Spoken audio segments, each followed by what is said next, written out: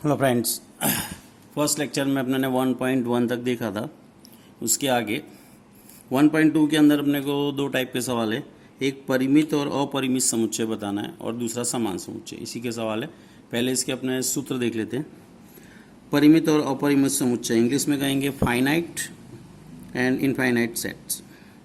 एक समुच्चय जो रिक्त हो अथवा जिसके अवयव की संख्या निश्चित हो। आपने ये गिन के बता सके कि लगभग कि इतने सदस्य होंगे, बराबर, उससे अपने क्या कहते हैं, परिमित समुच्चय कहते हैं। अन्यथा मीन समुच्चय में अगर सदस्यों की संख्या, अवयव की संख्या अनंत हो, जिसको अपने काउंट करके नहीं बता सकते, तो ऐसे समुच्चय को अपने क्या कहते हैं, अपरिमित समुच्चय। जैसे एग्जाम्पल है, यदि W ये सप्ताह के दिनों का समुच्चय हो तो W परिमित होगा, क्योंकि अपने जानते हैं कि सप्ताह के अंदर कितने दिन होते हैं, 7 दिन होते हैं। काउंट करके बता सकते हैं कि 7 ही दिन होंगे फिक्स, इसलिए ये परिमित समुच्चय। समीकरण x² - 16 = 0 ये s के हलों का समुच्चय है। मतलब इसका जो हल आएगा वो उसके घटक s में आएंगे। अब इसका अपने गुणनखंड करेंगे तो x - 4 x + 4 दो गुणनखंड आएंगे और दो हल मिलेंगे, +4 और -4। तो इसके जो हल आएंगे, उस समुच्चय जो आएगा उसमें दो ही अवयव आ सकते हैं, 2 और -2। तो ये भी क्या है, निश्चित संख्या निश्चित है सदस्यों की, बता सकते हैं, इसलिए परिमित है। यदि G किसी रेखा पर स्थित बिंदुओं का समुच्चय हो तो G अपरिमित है। ओके, तो अब रेखा पे जो बिंदुओं की संख्या होती है अपने क्या होती है, अनंत होती है। अपने वो काउंट करके नहीं बता सकते कि कितने बिंदु रेखा पर होते हैं, इसलिए G कैसा समुच्चय होगा, अपरिमित होगा। ओके, तो 1.2 के अंदर अपने को परिमित और अपरिमित समुच्चय बताना है। जो भी सवाल आएगा उसमें सदस्यों की संख्या पे ध्यान दोगे। अगर वो काउंट कर सकते हो, निश्चित रूप से बता सकते हो तो परिमित, नहीं बता सकते हो, अनंत है तो अपरिमित। समान समुच्चय, उसके नाम के आधार पर पता चल रहा है परिभाषा कि दिए गए समुच्चय A और B के लिए यदि A का प्रत्येक अवयव B का भी अवयव हो, उसी तरह B का भी प्रत्येक अवयव A का भी अवयव हो, या सिंपली दोनों के अवयव क्या हो, समान, सेम होना चाहिए, तो समुच्चय A और B दोनों क्या कहलाते हैं, समान समुच्चय कहते हैं, जिसे A बराबर B के द्वारा दर्शाते हैं। जैसे एग्जाम्पल में A बराबर 1 2 3 4, B बराबर 3 1 4 2, तो ये दोनों इक्वल है, क्योंकि समुच्चय में क्रम से कोई मतलब नहीं होता है। क्रम चाहे जो भी हो, घटक तो वही है 1 2 3 4, और इसमें भी घटक है 1 2 3 4, दोनों के सदस्य समान है, तो ये बराबर क्या होगा, B। यहाँ पे एक एग्जाम्पल अपने देख रहे हैं, A बराबर x, जहाँ x 6 से कम अभाज्य संख्या। 6 से कम अभाज्य संख्या अगर देखें तो 1 से लेके 5 होगी। उनमें अभाज्य कौन है, 1 को अपने अभाज्य में नहीं गिनते, 2 अभाज्य है और 3 अभाज्य है, ओके, और 5 अभाज्य। तो यहाँ पे क्या आएगा, 2 3 5। B बराबर x, यहाँ 30 का अभाज्य गुणनखंडों का समुच्चय। 30 के अपने गुणनखंड करें तो 30 × 1 लिख सकते हो, लेकिन ले नहीं सकते 30 को या 1 को। 2 × 15 लिख सकते हो, 2 आएगा। 3 × 10 लिख सकते हो, 3 आएगा, 10 नहीं आएगा। ठीक है, 5 × 6 लेंगे, 5 आएगा, बस 6 नहीं आएगा। तो इसके भी जो सदस्य मिलेंगे वो क्या मिलेंगे, 2 3 5। तो यहाँ पे भी दोनों के अगर घटक अपने रोस्टर फॉर्म में प्राप्त करें तो सेम आ रहे हैं, इसलिए A बराबर क्या होगा, B। तीसरा जैसे एग्जाम्पल है, A बराबर अगर 1 2 3 है, B बराबर 2 2 1 3 3। यहाँ पे तुमको लग रहा है कि सदस्य अलग है, लेकिन यहाँ पे समुच्चय में घटक रिपीट करने का कोई मतलब नहीं होता है। इसको अपने सिंप्लीफाई करेंगे तो यहाँ पे क्या करना पड़ेगा, 2 टाइम्स है तो 2 को एक निकाल देंगे, 3 भी निकाल देंगे, तो इसमें भी सदस्य क्या बचेंगे, 1 2 3 ही है ये एक्चुअल में, क्योंकि अपने समुच्चय में घटक रिपीट करने का कोई मीनिंग नहीं होता। तो यहाँ पे भी 1 2 3 है और ये भी 2 और 3 एक एक बार निकल जाएगा, तो वही बचेगा, इसलिए क्या आएगा, A बराबर B।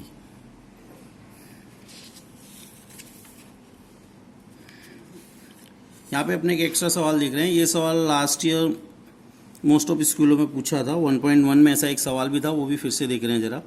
A बराबर x, जहाँ x 2 अंकों की ऐसी संख्या है जिसके अंकों का योग क्या हो, 9 हो। संख्या अपने को कितनी चाहिए, 2 अंकों की। 2 अंकों की संख्या कहाँ से स्टार्ट होगी, 10 से 99। उनमें अपने को ऐसी संख्या चाहिए जिसको जोड़ने पे क्या है, 9 आए, बराबर। जैसे अपने 10 ले तो 1 और 0 जोड़ेंगे 1 आएगा, 11 लेंगे 2 आएगा, 1 और 1 जोड़ेंगे, 12 लेंगे 3 आएगा, 19 कब आएगा, जब अपने यहाँ क्या लेंगे, 18। 18 के बाद फिर 19 लोगे 0 आएगा, 20 लोगे 2 आएगा, बराबर। 19 में 1 और 9 0 आएगा, 10 आएगा मीन्स, ठीक है। यहाँ पे फिर नेक्स्ट संख्या क्या आएगी 27, उसके बाद संख्या क्या आएगी 36, नेक्स्ट 45, 54, इसके उल्टा आता जाएगा 63, 72, 81 और लास्ट एक और आएगी 90, क्योंकि इसको भी जोड़ोगे तो 9 आएगा। अब जैसे ये सवाल 8 पे हो, ये सवाल 1.1 में तीसरे का तीसरा था, लास्ट पीरियड लेक्चर में किया था आपने ने। उस लेक्चर को करते वक्त यहाँ जरा सी डिस्टर्बेंस हुई थी, इसलिए एक अंक रह गया था लिखने का, वो ध्यान में ले लोगे जरा। अगर योग 8 है तो अपने क्या लेंगे, फर्स्ट 17, 1 और 7 8 होगा, नेक्स्ट 26, 2 और 6 8 होगा, नेक्स्ट 35, 3 और 5 8, नेक्स्ट 35 के बाद 44, योग 8 आएगा, नेक्स्ट 53, 62, 71, वहाँ पे ध्यान देना जरा, यहाँ 80 भी आएगा, क्योंकि 8 और 0 को जोड़ेंगे तो 8 ही होता है। ओके, नाउ 1.2 में पहला सवाल है, निम्न में से कौन से रिक्त समुच्चय है। रिक्त समुच्चय तुमने आगे पढ़ा हुआ है, जिस समुच्चय में एक भी सदस्य ना हो उसे अपने रिक्त समुच्चय या खाली समुच्चय कहते हैं, फाई से दर्शाते हैं। यहाँ पे अपने को बताना है कि इनमें से कौन सा रिक्त समुच्चय है। यहाँ पे बोला गया है कि 2 से भाज्य विषम प्राकृतिक संख्याओं का समुच्चय, तो ये समुच्चय क्या होगा, रिक्त। क्यों, क्योंकि विषम संख्या कोई भी तुम लोगे 1 3 5 7, वो कोई भी संख्या 2 से भाज्य होती नहीं है, बराबर। तो यहाँ पे एक भी सदस्य समुच्चय में आएगा नहीं, इसलिए यहाँ पे ये कैसा समुच्चय होगा, रिक्त समुच्चय है। दूसरे में सम अभाज्य संख्याओं का समुच्चय। अभाज्य संख्या मोस्टली विषम ही होती है, 3 5 7। तो यहाँ क्या बोला है, सम अभाज्य संख्या, तो यहाँ पे 2, अगर इसको अपने समुच्चय लें तो यहाँ पे एक सदस्य आएगा समुच्चय में 2, क्योंकि अभाज्य संख्या की परिभाषा क्या होती है, लास्ट पीरियड में भी देखा था आपने ने, जिस संख्या को स्वयं से और 1 से, इसके अलावा और किसी संख्या से भाग न दे सके तो उसे अभाज्य संख्या कहते हैं। 2 भी एक ऐसी संख्या है जिसको या तो खुद 2 से भाग दे सकते हो या 1 से, तो यहाँ पे 2 आ रहा है, इसलिए ये क्या होगा, रिक्त समुच्चय नहीं। तीसरे में x एक प्राकृतिक संख्या है जहां x 5 से छोटी और साथ ही साथ x 7 से बड़ी, तो ऐसी कोई भी संख्या मिलेगी नहीं, क्योंकि कोई भी संख्या या तो 5 से छोटी होगी तो 7 से बड़ी नहीं होगी, और 7 से बड़ी होगी तो 5 से छोटी नहीं होगी, मतलब ये रिक्त समुच्चय है, कोई भी संख्या मिलेगी नहीं। नेक्स्ट, y किन्हीं भी 2 समांतर रेखाओं का उभयनिष्ठ बिंदु है, बराबर। तो ये भी क्या आएगा, रिक्त समुच्चय, क्योंकि कोई भी 2 रेखा अगर समांतर है, कोई भी 2 रेखा, तो समांतर रेखा कभी भी प्रतिच्छेदन नहीं करती है। उभयनिष्ठ का मतलब होता है दोनों का कॉमन बिंदु, तो यहाँ पर अपने को ऐसा बिंदु समुच्चय में लिखना है जो इन दोनों रेखाओं पर हो, लेकिन कोई 2 समांतर रेखा काटेगी नहीं कभी भी, इसलिए अपने को कोई भी बिंदु मिलेगा नहीं, इसलिए अपना यह आंसर होगा कि ये जो है वो क्या है, रिक्त समुच्चय है। पहले सवाल में अपने को सिर्फ ये बताना था कि रिक्त समुच्चय है या नहीं, ठीक है। नेक्स्ट, निम्नलिखित समुच्चयों में कौन परिमित कौन अपरिमित ये बताना है। चलो, वर्ष के 12 महीनों का समुच्चय, बराबर। अपने यहाँ जानते हैं कि वर्ष के महीनों की संख्या कितनी होती है, 12। ये क्या है, निश्चित है, निश्चित है, मतलब ये समुच्चय कैसा है, परिमित समुच्चय है। यहाँ 1 2 3, इसमें अवयव की संख्या क्या है, अनंत,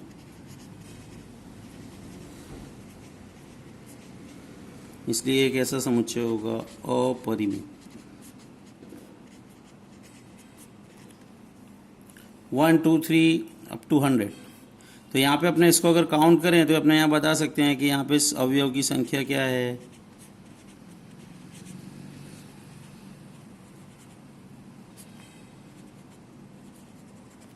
100, जो कि कैसी है, निश्चित है। बराबर। अवयवों की संख्या 100 निश्चित है, इसलिए ये समुच्चय कैसा है, परिमित। 100 से बड़े धन पूर्णांकों का समुच्चय, अगर अपने इसको समुच्चय स्वरूप में बदलें, समझ लो ए, तो 100 से बड़े बोला है तो यहाँ क्या आएगा, 101, 102 और अनंत। तो इसमें सदस्यों की संख्या क्या है, अनंत। अनंत सदस्य आएंगे, इसलिए समुच्चय कैसा होगा, अपरिमित। पांचवें में 99 से छोटे अभाज्य पूर्णांकों का समुच्चय। अब 99 छोटे अभाज्य पूर्णांक लिखें अगर, तो अपने लिख सकते हैं क्या आएगा, 2, 3, 5, 6 नहीं आएगा, 7, 11 एंड सो ऑन, लास्ट आएगा 97। अब अगर आप इसको अपने काउंट करना चाहें तो पूरा लिख के काउंट कर सकते हैं, मतलब इसके अंदर भी जो सदस्य की संख्या है वो क्या है, निश्चित है, निश्चित सदस्य है। तो ये समुच्चय भी कैसा होगा, परिमित। ओके, फिर से पांचों सवाल देख लो। वर्ष के महीनों का समुच्चय, वर्ष के महीने निश्चित है, 12 होते हैं, इसलिए परिमित होगा। 1, 2, 3 डैश डैश डैश अनंत घटक है, यहाँ पे अपने काउंट करके नहीं बता सकते, इसलिए अपरिमित होगा। 1, 2, 3, अब यहाँ पे 100 पे कट हो गया, तो 1 से 100, ये भी सदस्यों की संख्या निश्चित है, तो परिमित होगा। 100 से बड़े धन पूर्णांक, अब 100 से बड़ा कहाँ तक नहीं बोला है, तो अनंत तक जाएंगे, 101, 102, 103, 104, 1000, जो भी आगे घटक आते रहेंगे, जो कि अनंत सदस्य है, इसलिए क्या होगा, अपरिमित।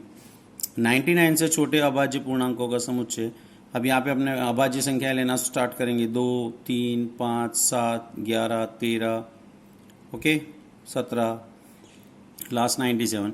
तो इसको भी गिनना चाहें तो गिन सकते हैं, मतलब निश्चित सदस्य आ रहे हैं, इसलिए क्या होगा, परिमित। यहाँ पे भी वही बोला गया है कि एक्सएच के कौन से परिमित है, कौन से अपरिमित। एक्सएच के समांतर रेखाओं का समुच्चय, अब तुमने एक्सएच वाईएच पढ़ा है,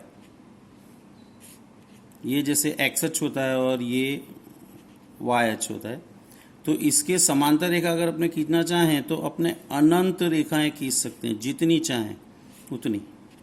तो एक्सएच के समांतर रेखाओं के जो संख्या है वो क्या होगी, अनंत रेखाएं मिलेंगी अपने को, इसलिए ये समुच्चय कैसा होगा, अपरिमित।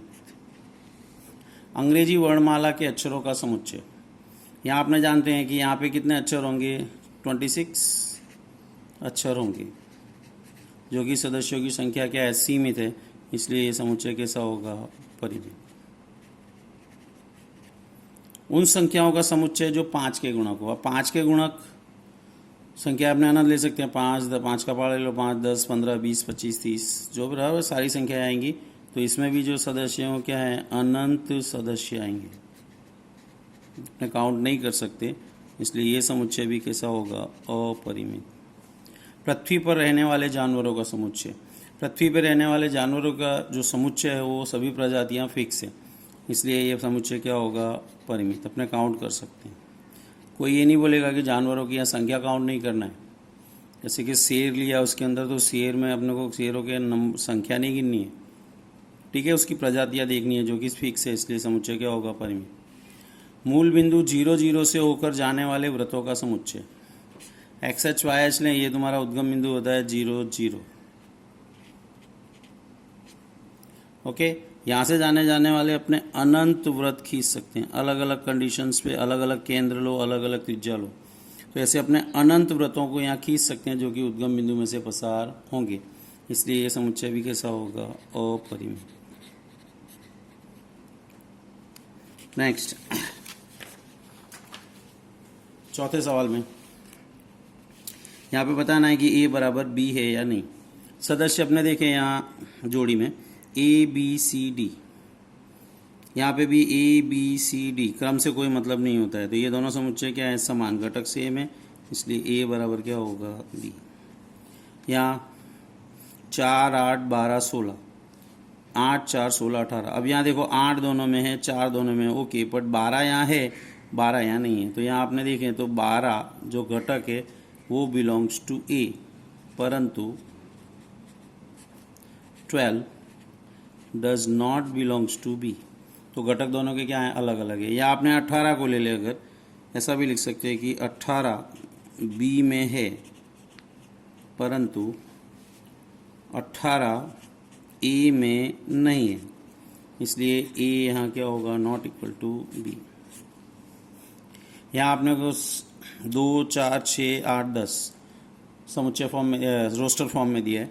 यहाँ पे गुणधर्म फॉर्म में है, इसको अपने कन्वर्ट करें रोस्टर में चेक करने के लिए कि दोनों समुच्चय के अवयव समान है या नहीं। x सम धन पूर्णांक है और x less than equal to 10, 10 या उससे छोटी, 10 भी लेंगे, और सम धन पूर्णांक 10 या उससे छोटे सम धन पूर्णांक लोगे तो क्या आएगा, 2, 4, 6, 8, 10 दोनों के समुच्चय सेम है। फर्क ये है कि ये किस रूप में लिखा गया है, गुणधर्म समुच्चय निर्माण रूप में, और ये रोस्टर में, पर घटक दोनों के सेम है, इसलिए ए बराबर क्या होगा, बी। यहाँ पर x संख्या 10 का गुणज है, बराबर। तो यहाँ जो भी संख्या आएगी वो क्या आएगी, 10 के पहाड़े वाली आएगी, 10, 20, 30। यहाँ पर 15 है, वो इसमें नहीं होगा, ठीक है। तो अपने यहाँ कारण देंगे, 15 बिलोंग्स टू बी, परंतु 15 does not belongs to A, इसलिए A is not equal to B. चाहो तो 25 ले सकते हो, 35, कोई भी एक घटक लेना है, क्योंकि कोई भी दो समुच्चय को समान तभी कह सकते हैं जब उनके सारे घटक समान होना चाहिए। कोई एक घटक भी ऐसा है जो पहले समुच्चय में हो दूसरे में ना हो, या दूसरे में हो तो पहले में ना हो, तो वो दोनों समुच्चय क्या होंगे, असमान ही होंगे। 5वें सवाल में बोला गया है, क्या निम्नलिखित समुच्चय युग्म समान है, कारण सहित बताओ। चलो ए यहाँ पे दिया है 2, 3, तो ये तो फिक्स है, रोस्टर फॉर्म में अपने को पता है, इसमें 2 ही एलिमेंट है, 2 और 3। यहाँ पे बोला गया है x समीकरण x² + 5x + 6 = 0 का हल है। इसके गुणनखंड करेंगे, 2 गुणनखंड आएंगे, x + 3 और x + 2। तो x + 3 और x + 2 = 0। तो यहाँ से x बराबर आएगा -3, x बराबर -2। तो इसको अगर अपने, ये तो तुम्हारा समुच्चय निर्माण रूप है, इसको रोस्टर फॉर्म में लाएंगे तो -3 और -2। अब देख लो दोनों के घटक क्या है, अलग अलग है। जैसे अपने कारण लिखे तो वही लिखेंगे, 2a में है पर b में नहीं है, 3a में है पर b में नहीं है, या ये -3 b में है पर a में नहीं है, दोनों अलग अलग है, इसलिए a not equal to b। दूसरे में x, जहाँ x शब्द फॉलो शब्द का एक अक्षर है। फॉलो के अपने लेटर्स लिखेंगे, पर कोई भी लेटर रिपीट किया नहीं जाता है, तो क्या आएगा, f O L 2 बार है पर एक ही बार आएगा, L और L डबल हो गया, O आ चुका है तो नहीं आएगा, W। ये 4 घटक आएंगे। इसके घटक भी लेंगे तो क्या आएगा, W, O, L और F। देख लो, F है, O है, L है और W, चारों अवयव समान है, तो यहाँ पे भी A बराबर क्या होगा, B। 1.2 के लास्ट सवाल में ये समुच्चय दिए गए हैं, ए से लेके एस तक। बताना है कौन से 2 जोड़ी समान है। चेक कर लो, ए में 2 है, 2 यहाँ इसमें है, बराबर। लेकिन 2, 4 देखें तो 4 यहाँ है, लेकिन 8 इसमें नहीं है, या 8 इसमें भी नहीं है, और बाकी सब में 2 ही नहीं है। तो ए के साथ कोई भी मैच नहीं कर रहा है। यहाँ 4, 8, 12 था, लेकिन ये घटक 14 जो था वो वहाँ नहीं था, नहीं है। 1, 2, 3, 4 है, 3, 1, 4, 2, 1, 2, 3, 4, तो ये दोनों समान दिख रहे हैं। तो पहली जोड़ी समान क्या आएगी, B बराबर D, क्योंकि दोनों के घटक मैच हो रहे हैं, ठीक है। अब इन सब में तो 2 ही 2 घटक है, और यहाँ 4 थे, तो ये तो मैच होंगे नहीं। इनमें मैच देखें तो -1, 1, -1, 1, क्रम आगे पीछे है, लेकिन उससे कोई फर्क पड़ता नहीं है। तो E में क्या है, -1, 1, G में भी वही है, तो E बराबर क्या होगा, G। ये 2 जोड़ियाँ आपस में क्या हैं, समान है। यहाँ पे तुम्हारा 1.2 खत्म हो गया। नेक्स्ट लेक्चर में अपने 1.3 लेंगे। Thank you.